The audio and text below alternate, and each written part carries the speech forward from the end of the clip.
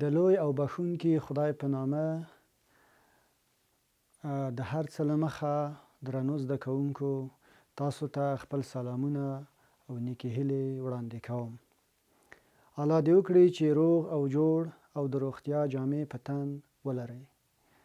خپل قلمونه کتابچې مو ځان سره تیار کړي وي ترڅو د درس مهم ټکي په خپل کتابچو کې یاداښت کړئ. په تیرو صنفونو کې تاسو د اووم ټولګي څخه تر 11مه ټولګي پورې د بیولوژی په څانګه کې خپل زده کړې کړې دي. لکه څنګه چې په اووم صنف کې بیولوژی لرو، په اتم ټولګي کې بیولوژی لرو، په نهم ټولګي کې بیولوژی لرو، په لسم ټولګي کې بیولوژی لرو. اوس واره رسیدلی دی د 11 ټولګي د بیولوژی د مضمون ترڅو تاسو ته دا مطالب وړاندې کوم. د نننی درس موضوع د 11 ټولګي د بیولوژی د مضمون اړوند دی. لومړی لوست دی، د لوست عنوان دی د حجری کشف او تاریخچه. تاسو په اووم ټولګي کې د بیولوژی په هکله باندې ځینې معلومات استادانو تاسو ته درس کړي وو، خو اوس بیا هم د 11 ټولګي په سطحه د حجرې په اړه باندې ځینې بحثونه لرو. د حجرې کشف او تاریخچه. لومړی د حجرې د کشف څخه شروع کوو. آیا تاسو تر اوسه د حجرې په هکله باندې فکر کړی دی؟ د حجرې د داخلي موضوعاتو په هکله باندې فکر کړی دی؟ که چیرته تاسو کومه د دیوال هغه انځور چې په کتاب کې راغلی دی هغه انځور ته وګورئ او د تاسو نه زه پوښتنه وکړم چې دا دیوال واحدونه څه شی دي یا د څه څخه جوړ شوی دی، نو تاسو ځواب حتما دا وي چې دا دیوال د خښتو څخه جوړ شوی دی. نو همداسې د ټولو ژوندیو اجسامو جسمونه د یو ډول واحدونو څخه جوړ شوي دي چې هغه واحد ته موږ څه وایو؟ هغه واحد ته موږ وایو حجره. د لومړي ځل لپاره یو انګلیسي ساینسپوه چې رابرټ هوک نومیږي په 1665 کال کې د کارک په نازکو لرګیو کې حجره د لومړي ځل لپاره د مایکروسکوپ د لاندې مشاهده کړه او هغې ته د سیل چې د خالی کوټې یا اتاق مفهوم ورکوي نوم ورکړه. یو ځل بیا تکراروم او تاسو ته لیکم. د لومړي ځل لپاره په کال 1665 میلادي کې انګلیسي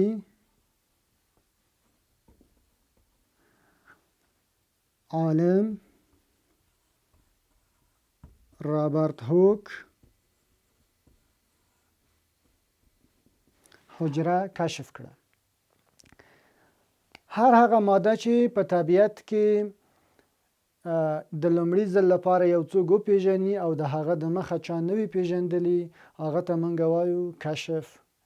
اوس حجره د لومړي ځل لپاره د انګلیسي ساینسپوه چې رابرټ هوک نومیږي وپېژندله او هغه یې د سیل په نوم باندې ونوموله، نو موږ وایو د لومړي ځل لپاره حجره رابرټ هوک کشف کړې ده.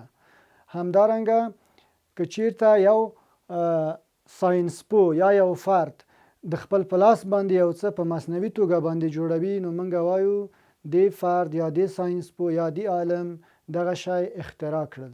د اختراع او د کشف ترمنځ توپیر همدا و.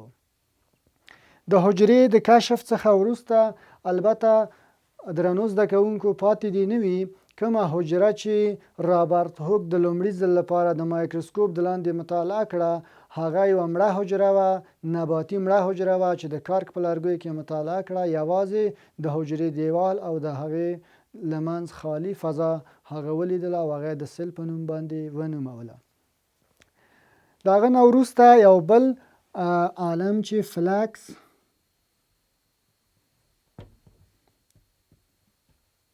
دوجاردین نومیږي فلکس دوجاردین نومیږي په کال 1815 کې ژوندۍ حجرې مطالعه کړې. د هغه څخه وروسته چې انګلیسي عالم رابرټ هوک مړې حجرې په کارک په لرګیو یا په پردو کې ولیدلې. د هغه څخه وروسته یو بل عالم فلکس دوجاردین په 1815 کال کې ژوندۍ حجرې د مایکروسکوپ د لاندې مطالعه کړې او نظریه یې ورکړه چې ټول ژوندي اجسام د حجراتو څخه منځته راغلي دي. د فلکس دوجاردین څخه 3 کاله وروسته آلماني نبات پیژندونکي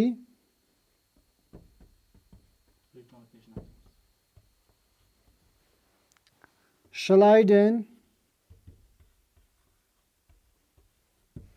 د لومړي ځل لپاره نباتي حجرې د مایکروسکوپ په مرسته ولیدلې او نظریه یې ورکړه چې نباتات هم د حجراتو څخه جوړ شوي دي. په کال 1819 کې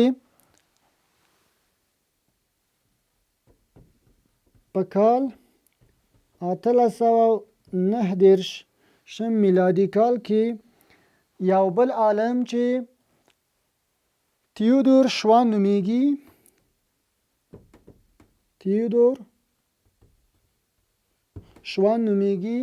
د لومړي ځل لپاره حیواني انساج د مایکروسکوپ په مرسته ولیدل او نظریه یې ورکړه چې حیوانات هم د حجراتو څخه منځته راغلي دي.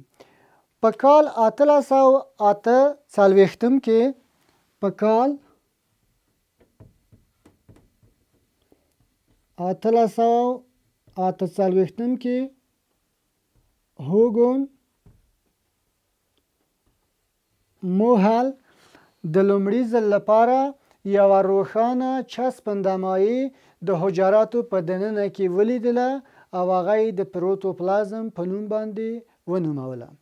او بالاخره ګرانو زده کوونکو په کال 1880 کې په څویم کال کې په کال 1880 کې یو بل عالم چې والټر فیلمینګ نومیږي په کال 1880 کې والټر فیلمینګ د لومړي ځل لپاره حجروي ویش مطالعه کړ. هغه عالم هغه وخت زیر شو چې حجرې کله چې د خپل اعظمي حد ته ورسیږي، یعنی هغه خپل هغه نهایی آخرینی نمو ته ورسیږي، ودې ته ورسیږي، نو حجرې ویش کوي. او د هغه څخه وروسته هغه نظریه ورکړه چې هره حجره د مخکینی ژوندۍ حجرې څخه منځته راځي. د دې علماو د دې ساینس پوهانو د نظریاتو په پایله کې حجروي نظریه یا سیل تیوري منځته راغله. څه ته راغله ګرانو زده کوونکو؟ حجروي نظریه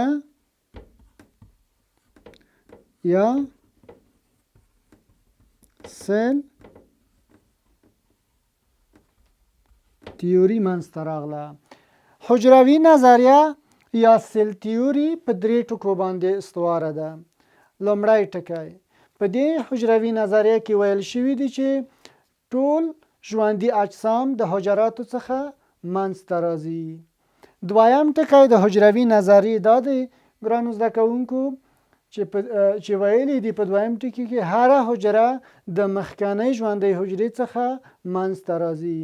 او دریم ټکی دا دی چې په دې حجروي نظریه کې ویلي دي حجره د ژوندیو اجسامو بنسټیز واحد ګڼل کیږي.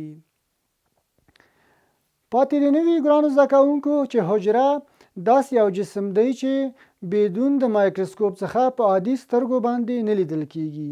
د تاسو د لا توجه د پاره یو ځل بیا خپل درس باندې مرور کوم. د منګه د درس عنوان و د حجرې کشف او تاریخچه. د لومړي ځل لپاره حجره په 1615 کال کې د انګلیسي عالم رابرټ هوک لخوا د کارک په لرګي کې د مایکروسکوپ په مرسته ولیدل شوه او هغه د سیل په نوم باندې ونوموله چې سیل د خالی کوټې او اتاق مفهوم او معنا لري.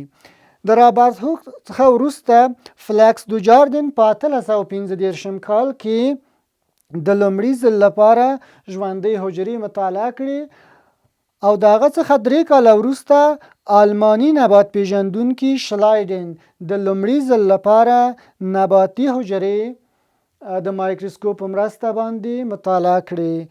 د آلماني نبات پیژندونکي شلایدن څخه وروسته په کال 1890 میلادي کې تیودور شوان د لومړي ځل لپاره حیواني انساج د مایکروسکوپ په مرسته باندې مطالعه کړه او نظر یې ورکړ چې حیوانات هم د حجراتو څخه جوړ شوي دي. همدارنګه په کال 1848 کې هوګن موهل د حجرې په دننه کې یوه روښانه چسپنده مایع ولیدله او هغه یې د پروتوپلازم په نوم باندې ونوموله. هر هغه شی چې ژوندی ماده وي موږ د پروتوپلازم کلمه ورته کاروو. همدارنګه درنو زده کوونکو په کال 1880 کې واتر فیلمینګ د لومړي ځل لپاره حجروي ویش مطالعه که او حجروي ویش مشاهده که. یعنی څه مفهوم؟ یعنی کومه حجرې چې د خپل وده آخري حد ته ورسیږي دا حجرې خپل په منځ کې ویشل کېږي، نوې حجرې منځ ته راځي. نو کله چې دا حجروي ویش د دې عالم د خوا مشاهده شو د هغه څخه وروسته د دې علماو و ساینس پوهانو د نظریاتو په آخر کې په نتیجه کې حجروي نظریه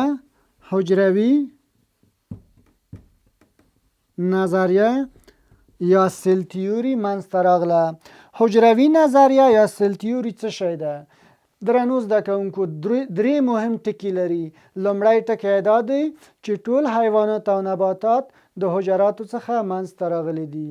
دویم ټکی دا دی چې هر حجره د مخکنۍ ژوندۍ حجرې څخه منځته راځي. دریم ټکی دا دی چې حجرات د ژوندۍ اجسامو بنسټیز واحد ګڼل کیږي. د توجه نه یوه نړۍ مننه. الله دې وکړه چې د درس ټول مهم ټکي مو د ځان سره اخیستي وي. د راتلونکي درس پورې تاسو په الله تعالی سپارم. خوشحاله ژوند ولرئ.